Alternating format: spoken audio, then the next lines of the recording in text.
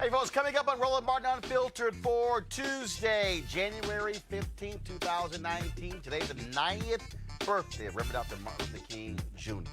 Also, it is fitting today the U.S. House decided to condemn the racist, white supremacist comments of Congressman Steve King. The vote was 424 to 1. We'll explain to you the one person who did not vote and what that means. It's about time y'all decided to call out the bigot. But that's not the worst thing that has happened to Steve King. Last night, Republicans stripped him of all of his committee assignments. So pretty much, he's walking around Congress with nothing to do. King again tried to explain himself.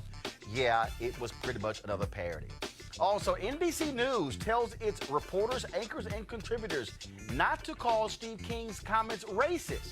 The backlash causes them to alter their stance. What the hell were they thinking? Also, I talked with New York Congressman Gregory Meeks about what more should be done to punish Steve King. And we also talked to him about the impact of the government shutdown. Black Republicans also released a letter calling out Republicans, saying it's time for them to step up when it comes to Steve King in their midst. We'll talk to one of them on the show as well. Donald Trump's nominee for Attorney General appeared before the Senate today.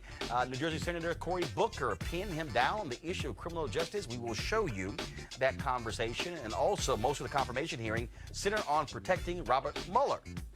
But we are interested in voting rights and civil rights.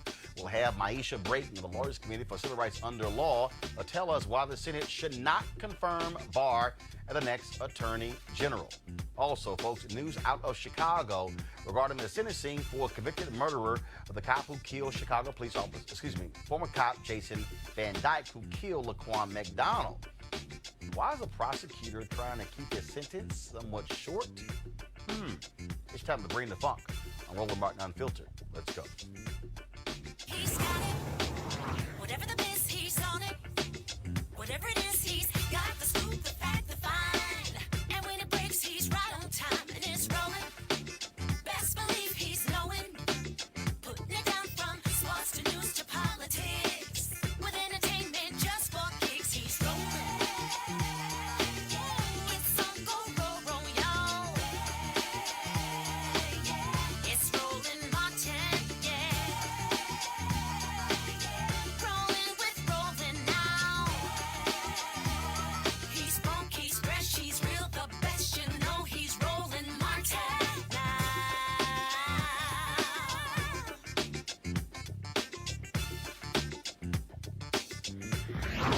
Martin. All right, folks, go to my iPad, please. Thank you. I want it off the top. This is the photo of Bernice King. This is on her Twitter feed today. Photo of her and her father, Reverend Dr. Martin Luther King Jr. He today would have been his 90th birthday. And so she shared this photo as well. As you can see, what she said is, remembering you on your 90th birthday and always, Daddy, I missed you. Hashtag MOK, hashtag MLK90.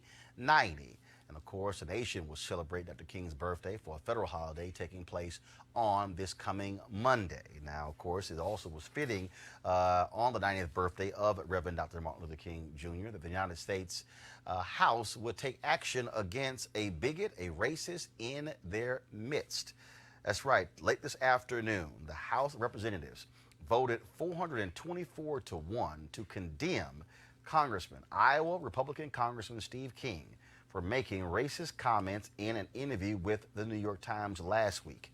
It was called a resolution of disapproval, and it included a denunciation of the white supremacist and white nationalist movements. Now, it passed 424 to 1. The one person voting against is Congressman Bobby Rush. He voted no because he felt it should have included censure.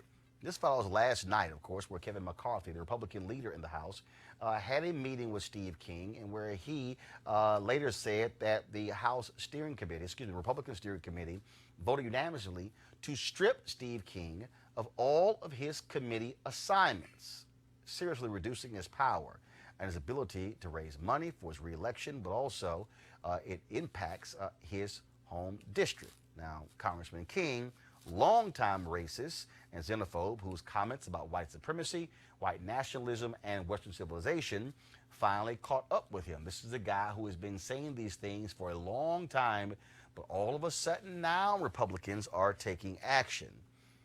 Quite hilarious, though, to see Steve King speaking on the House floor before the vote to condemn him. Thank you, Madam Speaker, and I thank the gentleman from Georgia for yielding me time to address this issue. I understand and recognize the gravity of this issue that's before us. I can hear it in the voice of the gentleman from Georgia. I can hear it from Mr. Clyburn. I can hear it from Mr. Nadler. And I know all of you. And I think I know all of you well. I thought you all knew me well. But I began to read this resolution, Madam Speaker, and I started with the first whereas. And I'm going to read it as it's here. Whereas on January 10th, 2019, Representative Steve King was quoted as asking, quote, white nationalists, white supremacists, Western civilization, there's a dash in there, a pause. How did that language become offensive, close quote. I understand how you interpreted my words when you read them this way. There is no tape for this interview that I did. It was 56 minutes long. There are some notes on the other end, but there is no tape. There's no way to go back and listen. But I can tell you this, that ideology never shows up in my head. I don't know how it could possibly come out of my mouth. So I'm going to tell you that the words are likely what I said, but I want to read it to you the way I believe I said it. And that's this. I don't know how it could come out of my mouth. What the hell do you mean you don't know how it could come out of your mouth? It's been coming out of your mouth for years. Folks, last year, Steve King endorsed a white nationalist candidate running for mayor of Toronto, as in Toronto, Canada. That was last year. The guy has aligned himself with white nationalists in Europe. Press play. I said it. And that's this. White nationalist, white supremacist, Western civilization. How did that language become offensive? Why did I sit in classes teaching me about the merits of our history and civilization? That's the end of the quote. Just to watch Western civilization become a derogatory term in political discourse today. That's what I believe happened. And it's 13 words, ironically, that's caused this firestorm. And again, I regret that we are in this place. I read all the rest of the resolutions that are here. Number 2, I reject the ideology. The statement's true, Mr. Clyburn. Number 3, same story. I reject the ideology that's noted in here, but your statement's true. As I read these so far down, number 4, number 5, all the way through all these resolutions, that are all the whereases that are here in this resolution, I agree with all of them. I agree. I want y'all to imagine if I was a member of Congress. This is how I would have been behaving while Steve King was talking.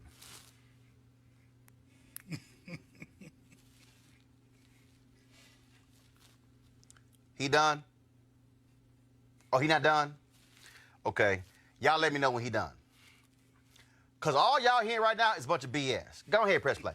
With every word that you've put in this, it's an honest and a direct resolution put together to address a subject that has been too long before the public dialogue in this country. And when I look down at the resolve, that's usually the meat of these, it says resolved that the House of Representatives once again rejects white nationalism and white supremacy as hateful expressions of intolerance that are contradictory to the values that define the people of the United States. Well, I agree with that. Just a couple of weeks ago, I stood on this floor with a Bible in my hand, and I took an oath to support and defend the Constitution of the United States. That Bible wasn't just a regular Bible picked up somewhere. That was the shirt pocket size leather Bible that my great uncle John Richardson carried in his shirt pocket for 3 years in the Civil War. I come from a family of abolitionists. Maybe I would have some artifacts from his cousin.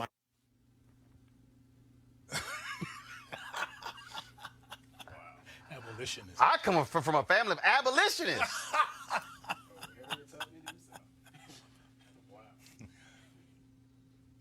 Can I help y'all out with something? I have absolutely no recollection, nor can I find the evidence anywhere where Steve King has been an ardent supporter of civil rights. I have no evidence of Steve King standing up against voter suppression. I have no evidence of Steve King condemning other racist hate speech coming from other Republicans. I have no evidence whatsoever of Steve King giving a damn about black people. But he came from a family of abolitionists.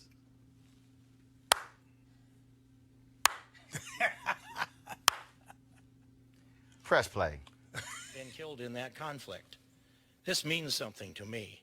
The abolitionism that goes clear back into my family, and they paid a price with their lives to make sure that all men and now all women are created equal and were endowed by our Creator with certain unalienable rights. And those rights are life, liberty, and the pursuit of happiness. And I absolutely believe in that. It is in my heart and my soul, and it's in my works. By their fruits you shall know them. But the New York Times has a different version of this. Wow. Let me go on my bag and get my apple. let me explain something to y'all. When somebody use the word fruits, you ever heard of bad fruit? Do y'all know what happens when you leave fruit out in the sun? It rots. This man ain't got no fruits. He has none of that. This is an apple. That's damn good. It ain't rotted. If this was a Steve King apple, this green apple will be black. Ironically. Yes, ironically. It will be rotten on the inside. Go ahead, play. He lying. Go ahead and press play. I make a habit of attacking the president, as a matter of fact. And I look at this language that's here, this resolution, that the House of Representatives once again rejects white nationalism and white supremacy and hateful expressions of intolerance that are contradictory to the values that define the people of the United States. I agree with that language I've said. But I would add to it the language that I used on this floor in this very place last Friday afternoon when I said I would strengthen it by adding my previous statements, which not only correctly rejects white nationalism and white supremacy as evil ideologies, but also condemn anyone that supports this evil and bigoted ideology that saw in its ultimate expression the systematic murder of 6 million innocent Jewish lives. That's where I stand. That's what I believe. So I want to compliment the gentleman from South Carolina for bringing this resolution. Now see, let me remind y'all again, Steve King wants to stand there and he wants to add the killing of 6 million Jews in the Holocaust. It happened. But let me remind y'all again, that happened in Germany. Yep. Did you hear Steve King say a word about South Carolina, in Mississippi, in Alabama, in Georgia, in Texas, in Tennessee, in Florida, and Virginia? Did you hear him say anything about the Holocaust that took place on this soil?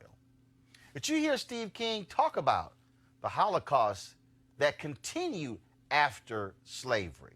Mind y'all do know in August of this year, we'll commemorate the 400th anniversary of the first 20-odd people of African descent arriving in Virginia in August of 1619. Steve King didn't say jack about the black folks 92 years after the Great Compromise of 1877, who had to endure racism and bigotry. He didn't mention lynchings right there. He didn't mention any of that. He totally ignored that. And see, also, if you want to talk about the Holocaust in Germany, I got no issues with that. But you better bring up the Holocaust that took place in the Congo and the Holocaust that took place all over the African continent when people said we're going to rule this continent, steal its riches, and destroy its people. Well, it's amazing how none of that got brought up by Steve King. I wonder why. Y'all go ahead and keep the line going. So I want to compliment the gentleman from South Carolina for bringing this resolution. And I've carefully studied every word in this resolution. And even though I'd add some more that are stronger language, I agree with the language in it. So I want to ask my colleagues on both sides of the aisle, let's vote for this resolution. I'm putting up a yes on the board here because what you say here is right and it's true and it's just. And so is what I have stated here on the floor of the House of Representatives. Thank you, Madam Speaker. Now I yield back the balance of my time. Now, I want y'all to go to my iPad, y'all. This is an article from Vox.com, October 18th, 2018. Steve King endorses a bona fide white supremacist for Toronto mayor. In the lead, it says Iowa Rep. Steve King has endorsed a candidate in the Toronto mayoral race. The candidate he's backing, a white genocide conspiracy theorist who was fired from a Canadian far-right website for appearing on a neo-Nazi podcast. This is what Steve King tweeted on October 16th. Faith Goldie, an excellent candidate for Toronto mayor, pro-rule of law, pro-make Canada safe again, pro-balanced budget, and best of all, pro-Western civilization and a fighter for our values. Faith Goldie will not be silenced. I'm saying all of that, y'all, because all you heard on that floor speech was a bunch of complete BS. You say judge you based upon your record and your fruits. Well, you have borne fruit from a poisonous tree. And you have poisoned the well of the U.S. House, which is why you now have Republicans who are calling on him to resign. Yesterday, Senator Mitt Romney of Utah said it is time for him to quit. Today, Congresswoman Liz Cheney of Wyoming, the third-ranking member of the GOP House leadership, says it's time for him to go. Even Congressman Mark Meadows of the extremely right-wing Republican Freedom Caucus condemn King. The reports that more Republicans are pressuring him to resign. Now, earlier today, I talked with Congressman Gregory Meeks of New York about King and this decision by the U.S. House. All right, Congressman Gregory Meeks, first off, just your thoughts on the decision by the House to punish Iowa Republican Steve King for his comments to the New York Times about white nationalism and white supremacy. I think it was very appropriate to strip him of his committees. We don't need someone sitting on those committees who believes in that type of ideology. I think it was appropriate, the bill that was passed today, disapproving of those statements. And I think further, the third step that should be taken, he should be censored on the floor of the United States House of Representatives. I think that that is appropriate. Here's what I find to be real interesting. All of a sudden, you have Republicans who just aghast at Congressman Steve King, yet these comments are not new. He has made these type of comments for a very long time. In fact, before the election in November, he endorsed a white nationalist in Canada. Not in America, in Canada. He is allying with white nationalists in Europe. Yet Senator Chuck Grassley endorsed him when he ran for re-election. Other Republicans endorsed him. They said nothing. And that's why he needs to be held accountable. And that's why it is my belief that when you talk about censorship on the floor, it should be led by the Republican Party, because they have been those are the individuals that have been basically aiding and abetting him in the same manner that they've been abetting and aiding the President of the United States, who made similar kind of remarks. And so if, in fact, they are sincere about what they're saying, then they should lead the censorship on the floor of the United States House of Representatives. Yet you have Donald Trump, who says, "Oh, I haven't been following this." You have the chairwoman of the Republican Party, Roland McDaniel, who said nothing. The reality is the Republican Party, has given aid and comfort to these type of racists and bigots. And I'm not sitting here the one even all alone making that suggestion. Senator Tim Scott, Republican from South Carolina, wrote the op-ed in the Washington Post chastising his own party for these type of people. Yeah, you know what? And I think that the number one person, the king of this philosophy, the one who is the racist in chief, he sits in the White House. When you heard his statements about Charlottesville and the good people on both sides, those of us from New York who have seen his actions when it came to the Central Park individuals, when they could talk about the citizenship of Barack Obama, when you go back even before that in history and look at his real estate, with how he was redlining against black folks then, listen to his statements and what he calls Hispanics across the border, Mexicans. So him and Steve King are in the same boat. They support one another, and others that are aiding and abetting him are as guilty as they are. I mean, we're on the eve of Dr. King's birthday, and we heard what Dr. King said about the silence of people, that they are just as bad as those individuals who make the statements that are stated. We need a loud voice come out from the Republicans, which we have not heard, except I did hear come from also Mitt Romney. I agree with Mitt Romney's statement also. All right, folks, this here also was a letter that I received from Eugene Craig, who often appears on our shows as one of our panelists. A group of black Republicans released a letter to the Republican National Committee. Go to my iPad, please, Henry. This is what it said. We, the undersigned black Republicans, applaud the leadership of the Republican Conference of the House of Representatives for swift and decisive action against Congressman Steve King in the wake of his, it should be repugnant, words and actions. They go on also to say the many comments over several years are not representative of our party, our morals, and our values, and the dignity that is enshrined in the American Republic.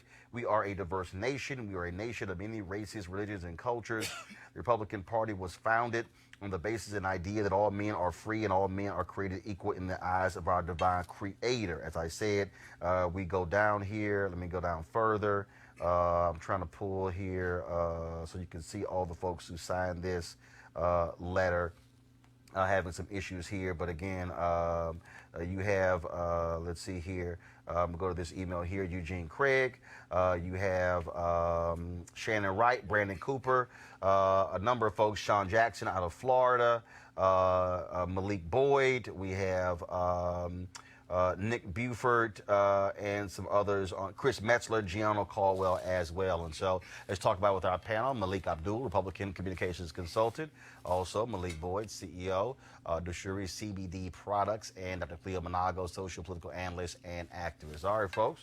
So let's talk about all the fun today with Steve King. And it's like all of a sudden Republicans have decided, wow, did he really say these things? But this is not new. First off, Roland, congratulations.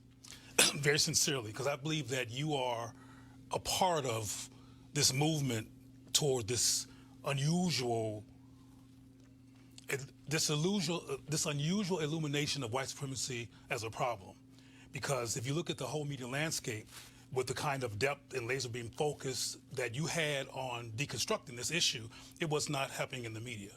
And there's people on this show who are in that letter who I believe you helped to make them take a look at themselves and come off and try to be more pro-black than usual in terms of coming together. Because you have talked, and both of us have talked on your show from some years back about how black Republicans had never come together as a collective to address with white supremacy in that party way before Steve King was even a thing. So congratulations, brother. I hope you realize the gravity of what you're doing here.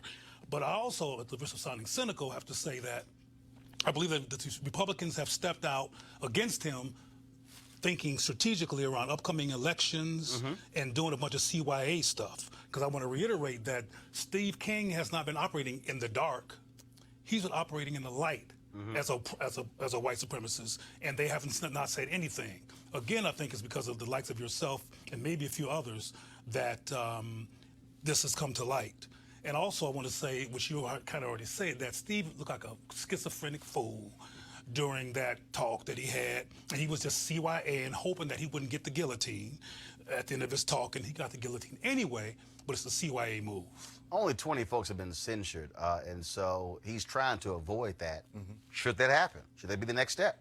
Of course. Yes. Yeah, should.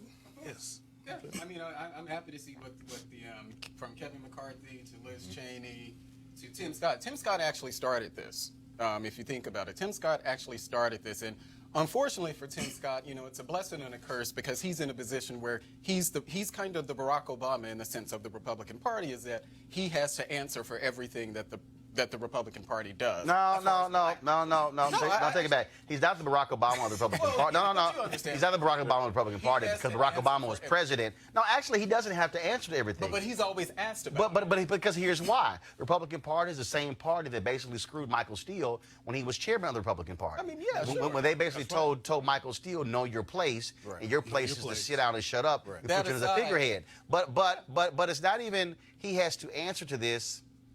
He should assume the responsibility. Absolutely. In the exact same way that Edward Brooke assumed the responsibility when he was the first black United States senator elected since Reconstruction to Massachusetts. He didn't shirk from it, and I believe, and I said it yesterday, and I'll say it again, and I've text him, and hopefully he ain't changed his number, and I'm going to hit him like, yo, why can't you hit a brother back?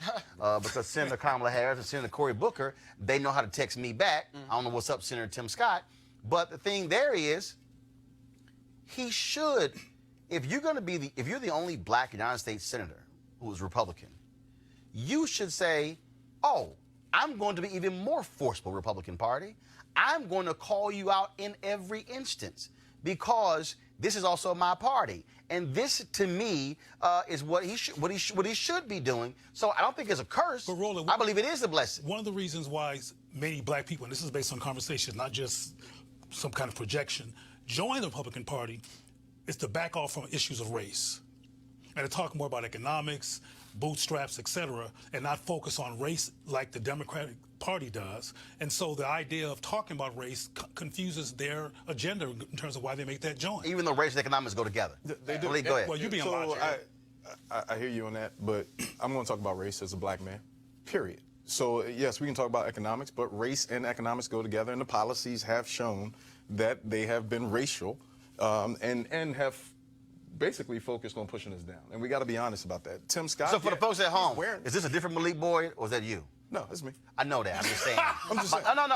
No. My point is for the folks at home, because I'm social media, kind of like, did you just say Malik Boyd? Yeah, you did. Just so that the two. Oh, it's two Malik. Yeah, it's two Malik. So here's the thing, though. So when Eugene sent me that letter, the first thing I said to Eugene, and I applauded him for doing that, but I also said, look, we got to put more teeth in this because we're black men. That's right. And there's absolutely no reason why we should not come strong. Now, here's the point. Blacks on the Democratic side shouldn't be going after Tim. If Tim stands up, stand with him. Right. This is a black issue, right? So don't hit him about Republican, Dem, anything. Right. This is a black issue. Stand strong. Right. That we have an opportunity to grow on. Which is why, like I said, when I saw the Washington Post piece, I sent him a text, left him a voicemail, and again, I think that's still his number. Well, I'm gonna check. You got to invite him out to lunch first. No. We've texted and talked in the past. Right. Okay. So this was my first time. But here's the bigger issue, right? We're talking about the fruit coming from the tree. The real question is, are we cutting the branches or are we cutting the roots? That's the bigger conversation. Right. And that's my point. So when Steve King stands up and talks about, this is what I've done and what I've accomplished, and I'm like, I'm sorry, there ain't no evidence of that. Steve King, this is the first time probably he's heard of the fact that he has abolitionism in his family. I mean, we know that that's not true. Many of the things he said over the years have been ridiculous. So again, I'm happy where the Republican Party is on this as far as its leadership. I think that there are multiple things that we could be doing to attract more people to the party. I'm having conversation with senators now about diversity within their offices. So if anybody's looking for a job, hit Malik up at blackgop.com. .us. They're actually staffing on the Hill. But those are some of the things that we can start doing to, for instance, grow minority participation on the Hill. You know, these are things that we can take back to the community and say, well, you know what, we have actually something to work with. And so I'm having conversations with my home state senators of Mississippi to make sure that we're engaging in things that they can do to engage with the black community. So now let's talk about this even further, because just so y'all can understand what's going on here. First of all, remember, we had Media Matters on the show, I believe it was Friday. Well, they reported that most of the newscasts, so this thing happened Thursday in the New York Times. It wasn't until about 9:30 p.m. that night did CNN and MSNBC really cover this story. Okay. We also know that based upon a service that analyzes shows, the Fox News primetime shows with Sean Hannity, Laura Ingraham, Tucker Carlson, have not mentioned Steve King at all since Thursday. But he also was a frequent guest on their shows. So this is no shock as well. But to understand, and then also, then Media Matters reported on Monday that mainstream media spent 5 times as much on Congresswoman Tlaib calling Trump an MF than they did on Steve King's initial comments. 5 times as much coverage. So it's no surprise today that NBC News sent out an email from their Standards and Practices Division, which was reported in the Huffington Post. They sent out guidelines to all of its on-air people, NBC, also MSNBC, reporters, anchors, contributors, telling them not to call Steve King's comments racist. This is what their letter said. They could use the language, what many are calling racist. But they're saying you can't call it racist. Social media, when this story dropped, not having any of it, ripped NBC News. Then they issued a new guidance to reporters and anchors saying, quote, "We revised our guidance on Steve King's comments. It is fair to characterize King's comments as racist and point out that he has a history of racist comments, and the context can be shared that others hold that view as well." But see the schizophrenia? This is right. So you sent a statement out. yeah, Flat out. yeah, Flat out. Can't use this language. makes no sense. Then all of a sudden, after you get criticized, and based upon additional reporting, they got lots of internal criticism. Oh, okay, I'm sorry. Y'all can go ahead and use it, which I mean, like which you know may also explain, because it's very interesting. You know, I've done a number of segments. Right. Actually, not a number. Recently on MSNBC, where I have been very clear and open about whiteness and white fear. It's no surprise that my bookings have dramatically dropped because I have been very clear and upfront about this. What NBC basically is saying is, oh yeah, y'all, let's dance around it. Let's dance around this whole issue of what he said. That email, that guideline is an abomination. But we allowed that to happen. And so, and the reason why I say that is because I'll say black folk, and I'll tell you, what to happen. Allow media to constantly call us, you know, this is the shooter, deranged individual versus the troubled teen. We see that all the time. That didn't just start with Stephen King. That's been happening, right? So it's on us to address that. It's on us to support programs like yours and ensure that our eyes go in a different direction. So again, this is now a turning point for us. What are we going to do now that we've seen it for you know, some amazing reason? Republicans are now joining together to stamp this out. Now let's push the envelope together as a people. That's the only way we're going to move. But see, going to come back again. what you're dealing with here, Cleo, you are dealing with, and again, white media executives controlling the narrative. This is not just we're offering suggestions. No, this is them saying, do not say this. I can tell you, I spent 6 years at CNN. I don't recall ever someone telling me, in fact, no. I remember when I said on the air, I said anytime CNN books Donald Trump, we should run a crawl at the bottom that says for entertainment purposes only. And then I got an email from Ken Jouts, who was executive vice president, telling me don't criticize Donald Trump when he's coming on our network. And I said no. I'm like, because like you're not like to tell me what I can and cannot say. But this is literally a network, NBC, saying.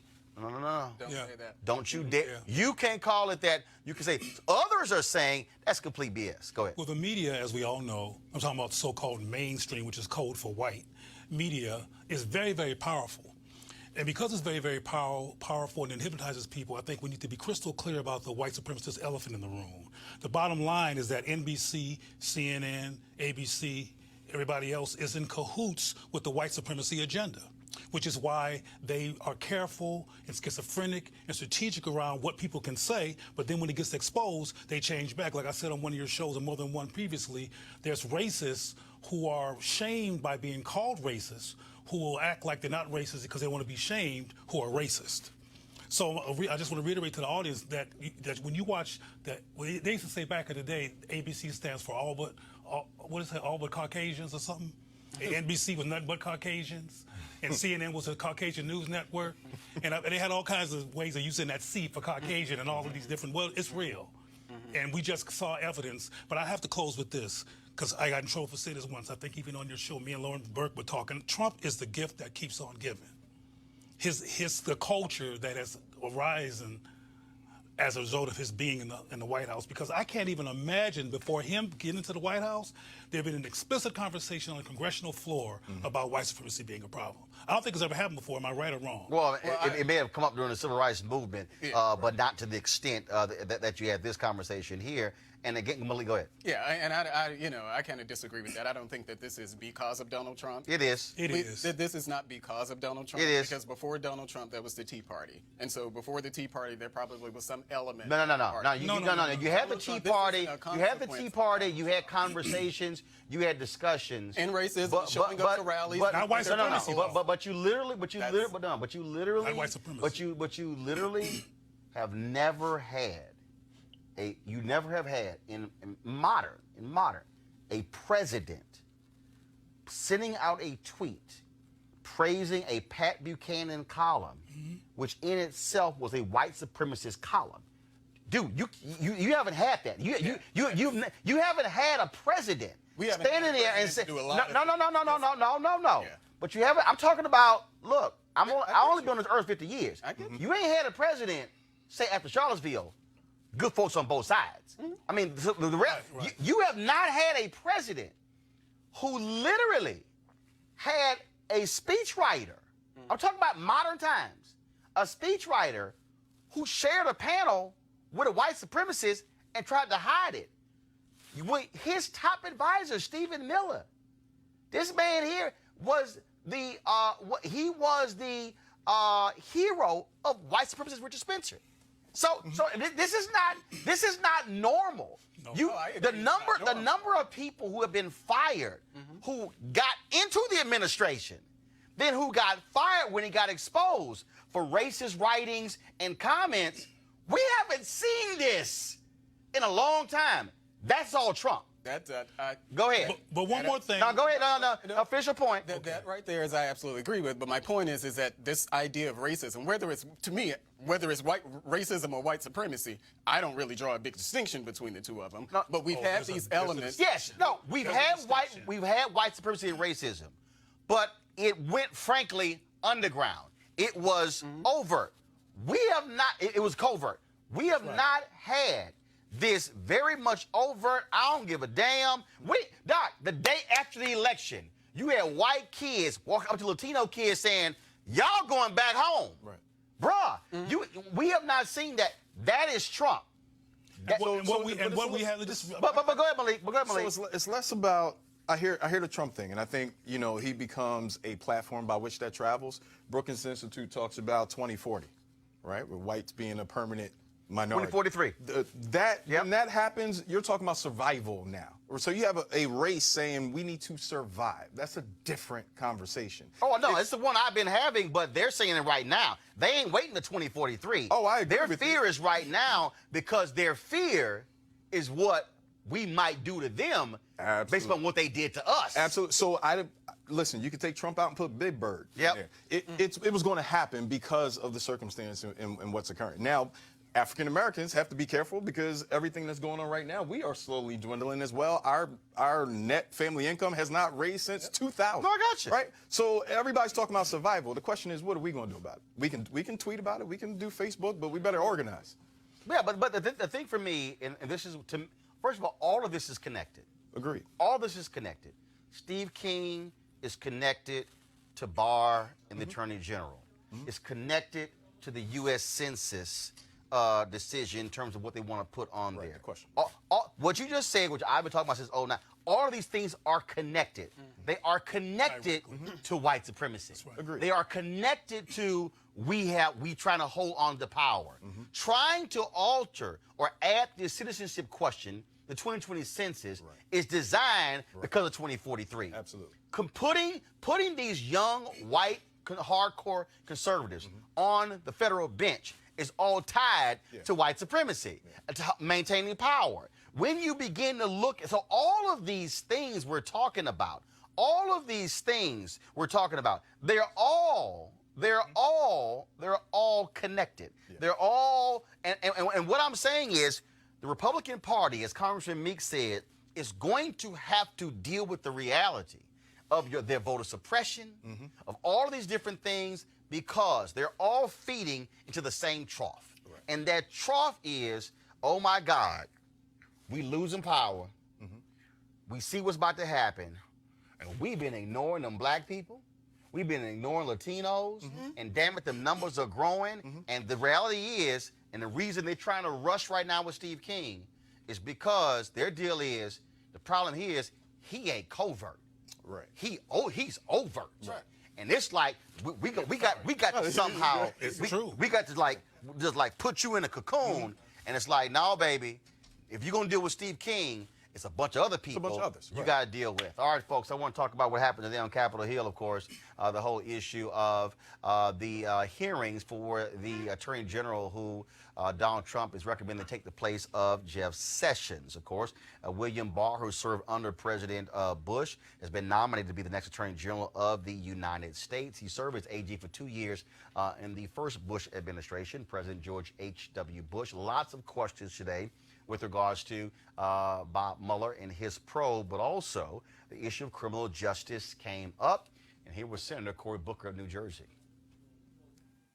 Do you believe now, 30, 40 years of mass incarceration, targeted disproportionately towards African Americans, harsher sentences, disproportionately represented in the criminal justice system, with the American Bar Association talking about once you've been incarcerated for even a low-level drug crime, there are 40,000 collateral consequences that impact your life.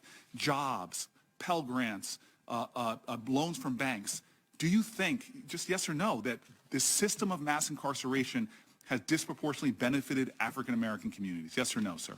I think the reduction in crime has since 1992, but I think that the heavy drug penalties, especially on crack and other things, have harmed the black community. The incarceration rates have harmed the black community. And I would just conclude to my chairman and partner, thank you, sir, on this, because I'm really grateful for this bipartisan group, the Heritage Foundation.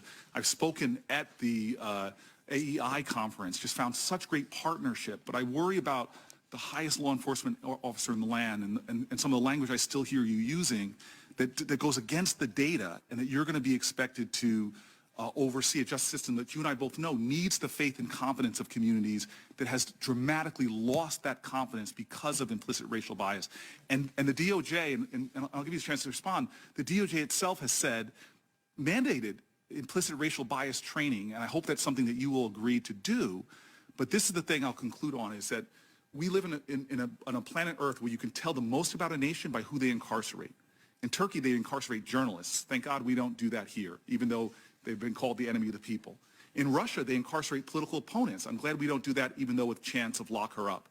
But you go into the American criminal prisons, sir, and you see the most vulnerable people. You see over-stigmatized mentally ill people clogging our system. You see over-stigmatized addicted people clogging our system. You see a system where, as Brian Stevenson says, it treats you better if you're rich and guilty than if you're poor and innocent.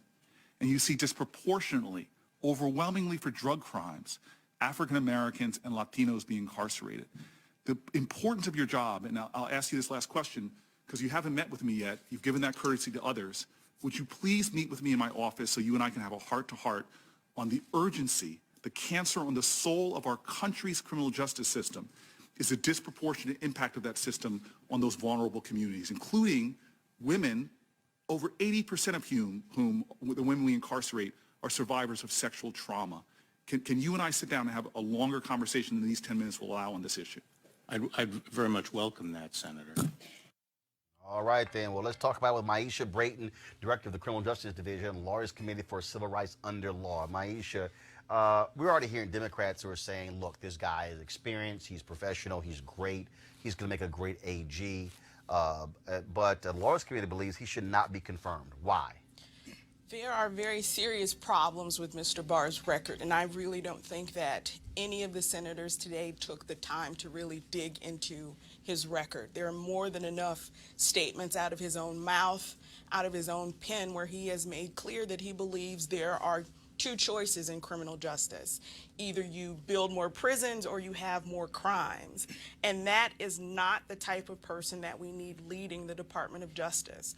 The Department of Justice plays such a huge role in setting criminal justice policy across the country. Other state attorney generals follow DOJ's lead. So having someone at the helm who has been consistent during his 14 months as Attorney General, during his work with ALEC, the organization that was mentioned in Ava DuVernay's documentary 13th, that has been a proponent of three strikes laws, mandatory minimum sentences, privatization of prisons. That agenda was set by William Barr, and no one has taken the time to dig in on his record, and I think that's unfortunate. I think that does a disservice to the American people who are looking at not only civil rights organizations, but their senators to dig into that record and hold William Barr accountable for his own beliefs and his own policies. What other issues should be raised by the Senate in these confirmation hearings? I think the Senate needs to dig in on William Barr's fundamental belief that the answer to the criminal justice system is building more prisons. He is someone who is a proponent of the theory of incapacitation. He believes that you have to incapacitate individuals who commit crimes, and that incapacitation comes through longer sentences. Those longer sentences require the building of more prisons. That is fundamentally flawed. Evidence has demonstrated, research has demonstrated that that is flawed. There is no correlation between the length of sentences and deterrence of crime. There is no correlation between building more prisons, putting more money into the prison system, and actually improving public safety. No one has delved into this. William Barr has been very clear that he even questions the concept of first offenders. He has said on the record, he has said in writing, in the 24 recommendations for improving criminal justice, something that he doubled down on in his case for mass incarceration, that he believes that first-time offenders really aren't first-time offenders because they've probably had probation before, or they've probably committed crimes that they hadn't been caught for before. So he suggested that first-time offenders are actually hardened criminals. And this record has been consistent, not only when he was Attorney General, not only when he was working for ALEC, when he left the Department of Justice, but as recent as 2015 when he opposed the Sentencing Reform Corrections Act, and in 2018, when he basically gave a shout out to Jeff Sessions saying that he was doing an outstanding job as Attorney General. And I don't think the Senate has done a good job at all of digging in on those issues. All right, hold tight 1 second. I'm going to go to a break. When we come back, we're going to talk about this census ruling where basically the Commerce Secretary lied to Congress. No shock, he's working for a liar. And so we want to talk about what that actual decision means for black folks and the United States Census. That's next. Roland Martin Unfiltered, back in a moment.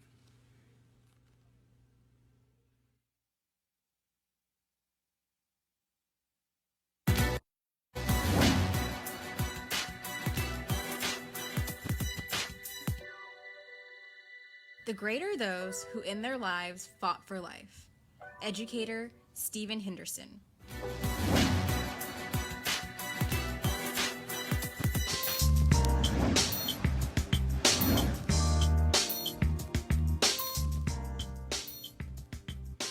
All right, folks, HBCU Giving Day is School of the Day. It's Florida Memorial University. If you want to support the university, go to fmuniv.edu, fmuniv.edu. And, of course, we encourage all Florida Memorial graduates to be sure to give back to their university. Okay, folks, now time for a word from one of our partners. Now, a lot of us, of course, are focused on getting ourselves healthy and well in this new season, 2019. Some folks want to do it for weight. Some want to do it to improve their golf game, like yours truly. Others want to do it just to feel better as well. And so, how do we get better? How do we improve our health? Well, one of the ways is actually through a cleanse. And of course, the folks at D Herbs Full Body Cleanse, they have partnered with us. I'm actually doing it right now.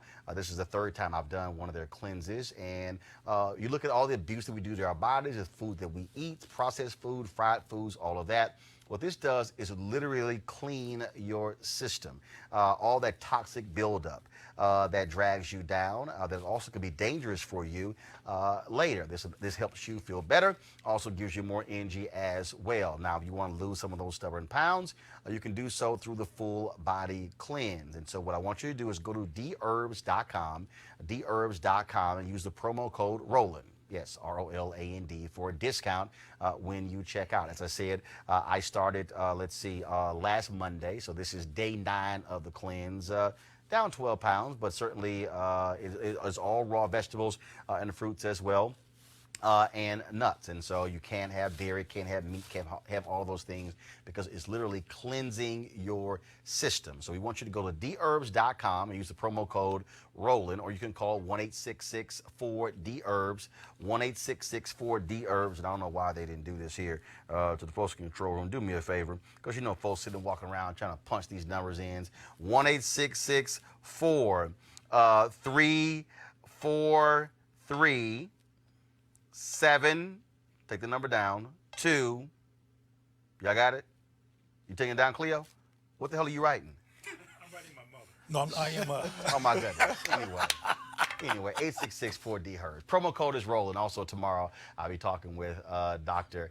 A.D. Dolphin, the brother who's the CEO of the company who developed this cleanse as well. So look forward to that conversation. All right, folks, let's talk about the United States Census. Guess what? The Commerce Secretary, Wilbur Ross, is a liar. He doesn't lie just about his wealth. He also has lied about mandating them put this certain question on the United States Census. Now, it is extremely important because it decides so much of our lives, representation in Congress, but also when it comes to funding, where resources are applied. Now, the Trump administration, they want to put a question about citizenship on the census. Now, critics are concerned this is going to keep folks from participating and thus lowering the representation of marginalized communities, and will, of course, lead to resources going to wider communities versus those that are black and brown. Now, a number of states and social justice organizations, including Lawyers Committee, have sued the Trump administration to get the question removed. Well, today, a federal judge agreed with them and cited many instances where Wilbur Ross and other government officials have ignored the law in order to put that question on. The judge also found that Wilbur Ross lied to Congress about it. It's likely this case is going to go to the Supreme Court pretty quickly so that the census forms can be printed in time. Aisha, again, and I want to pay on jump in as well, I mean, this is always a constant battle between Republicans and Democrats because when you talk about representation, most states they set their district lines, all their lines, congressional, but also state alliances as well, based upon the United States Census. It's a battle over where people are because that comes down to money, it comes down to power. That's exactly right. That's why the Lawyers Committee has been so deeply engaged in this litigation. Remains to be seen what will happen next. However, there are no throwaways on the civil rights agenda when it comes to this administration. The way districts are apportioned determine who is representing you in Congress. It determines the amount of black representation you have among your congressional representatives. It determines the funding that goes to your particular jurisdiction. And when people are afraid to answer the census form because they believe that there will be some type of legal repercussion or criminal justice repercussion, they won't answer, they won't be counted. And that is exactly what certain people would like to happen. You have the Lawyers Committee, other civil rights organizations, you have the organization being operated by former Attorney General Holder, all focusing on congressional redistricting, because sleeping on congressional redistricting is basically how we got in the situation that we are in today. Especially with the whole issue of voter suppression and all different things on those lines. Malik, I want to go to you. I mean, to have the Secretary of Commerce constantly lying and making stuff up, that to me is just pathetic.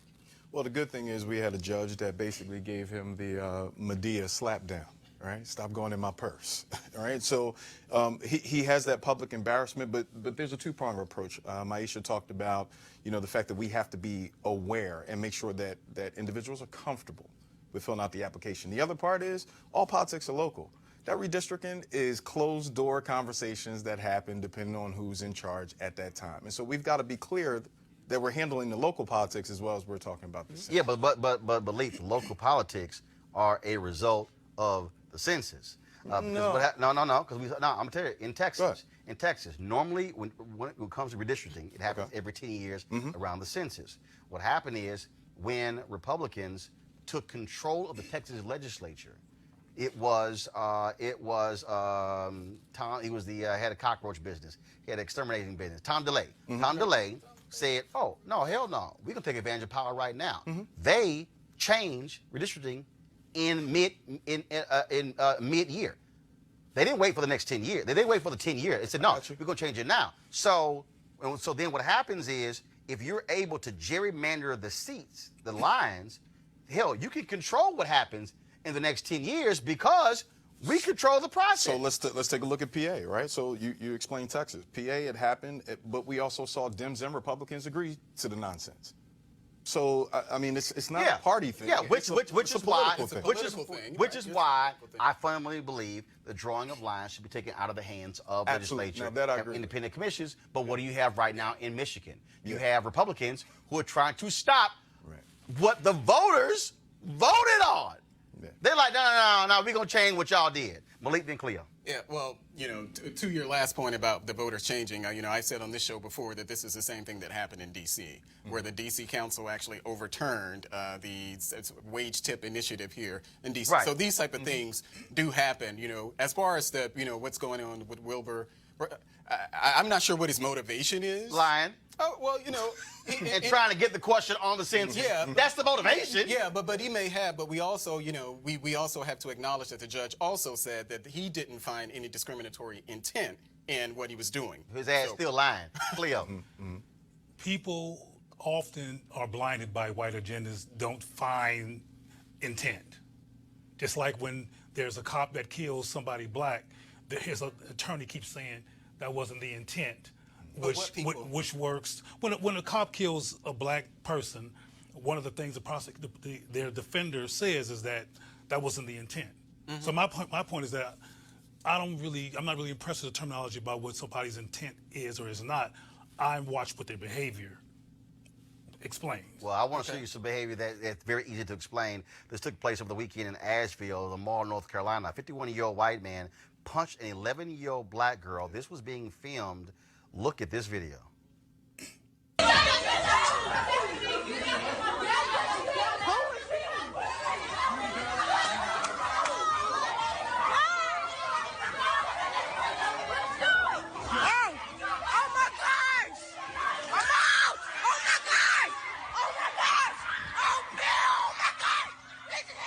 video. You hadn't seen that?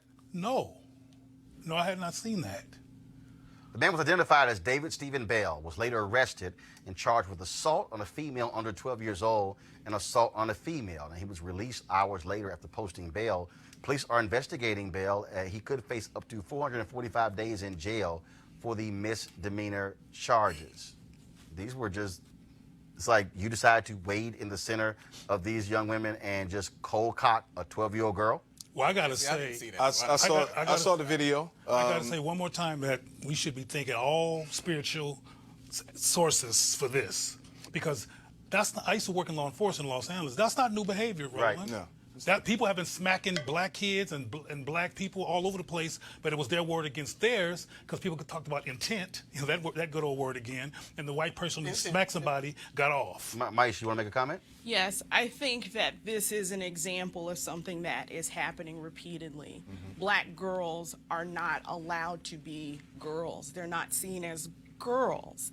So there is no effort to treat them like children, to protect them as children in the way that we all should. And we've seen that not only from this video, we've seen it most recently with the conversation surrounding R. Kelly. Black girls are threatened in a way that no other member of society are threatened, and we have to address this. Malik Boyd.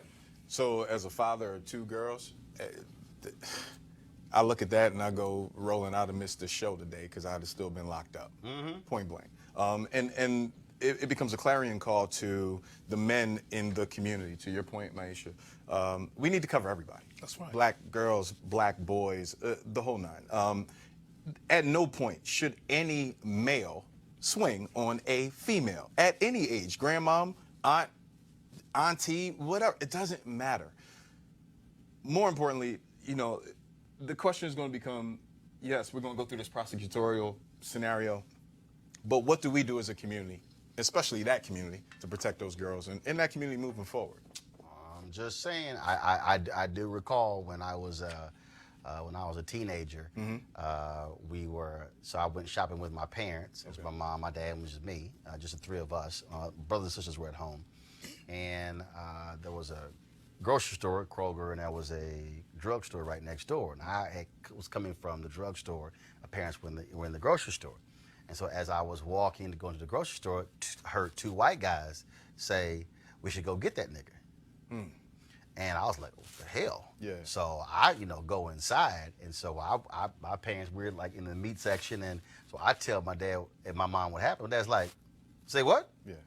Now, mind you, my dad is mild-mannered. My dad, he's not going to sit here. He's not a hothead or whatever. But if you mess with his family, Right. situation changes. Right. And so he said, let's go. And I was like, go where? He's like, let's go.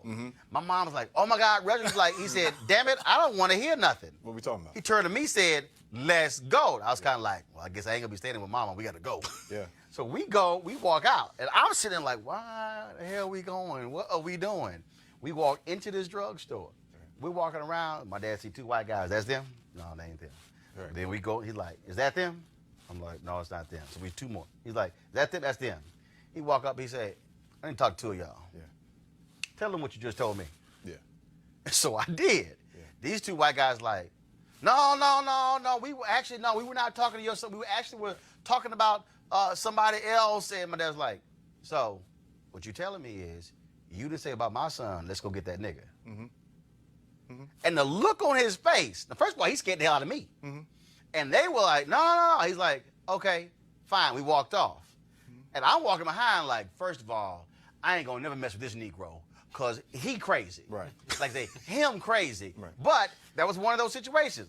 That, I can tell you right now how that would have been handled But I respect the old by my dad. Just letting you know. I respect your father. I respect my father. My father named me Malik Lumumba Boyd. Enough said. So, well, for the folks who don't know Lumumba.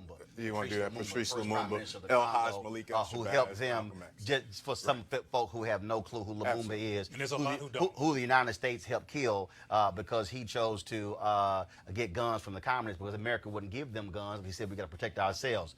But that was a movie done on it, plus that was a book. I'm just saying. And then he was murdered. His body was he was decapitated, and they actually disposed of his body. Go ahead. Don't do Wikipedia. Go actually do the history. There you go. Ask Roland, right? So, but here's the scenario. To your point, you talked about the phones. I think the phones are capturing what we've already experienced, but I think too many are on the phones. And that's been the problem too, right? Right. Because Dad wasn't going to go grab the phone. Right. He said, come on, look, let's roll I'm out. I'm going to say this, and we got a lawyer present. I'm telling y'all, okay? I'm telling you right now because it's going to happen, okay? We have shown y'all a bunch of videos of crazy-ass white women and crazy-ass white men. I'm telling you this now because it's going to happen. One of these white folks going to end up dead. I'm telling y'all right now. If more of these white folks keep walking up to black people and punching them out and calling the cops and accosting them for no reason, I'm telling y'all, somebody white is going to end up dead. First of all, it's already happened. The white man in Seattle who cussed out and called a FedEx worker who's black the N-word. Homeboy cold-cocked the white boy, and the white boy died. He had major health issues, whatever, but he literally knocked the life out his ass. And I'm telling y'all, this is going to happen. Black people are not going to be as calm and quiet and just keep filming. Somebody white gonna end up dead because they keep acting a fool accosting black people. I'm just letting y'all know, so when it happens, y'all can say, Roland tried to tell you. I got to go right now, folks, so we're over time. Maisha, thanks a bunch. Malik, Cleo, thank you so very much as well. Don't forget to, folks, support Roland Martin Unfiltered by going to RolandMartinUnfiltered.com. We want you to support this show. Join our Bring the Funk fan club as well. That's critically important for us to be able to do what we do. Tomorrow, folks, I'm going to be at the Rock the Mic series for the folks at North Carolina Central in Raleigh. And so that's going to be tomorrow. I'm going to be broadcasting from there. And so I'm going to see y'all in Raleigh at the Duke Auditorium at 7 p.m. for my keynote speech. And so look forward to us laying down the law and speaking truth to power. Also, again, shout out to my frat brother, Reverend Dr. Martin Luther King Jr. will turn 90 years old today. And so thanks a bunch. I'll see you guys later. Holla!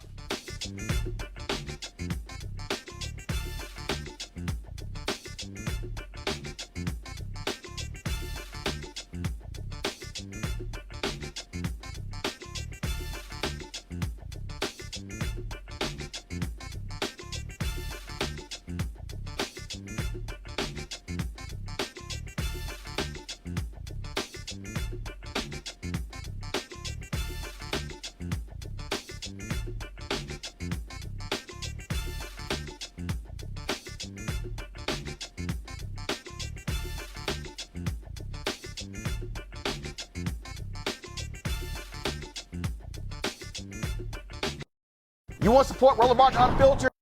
Be sure to join our Bring the Funk fan club. Every dollar that you give to us supports our daily digital show. There's only one daily digital show out here that keeps it black and keep it real as Roland Martin Unfiltered. Support the Roland Martin Unfiltered daily digital show by going to RolandMartinUnfiltered.com. Our goal is to get 20,000 of our fans contributing $50 each for the whole year. You can make this possible. RolandMartinUnfiltered.com.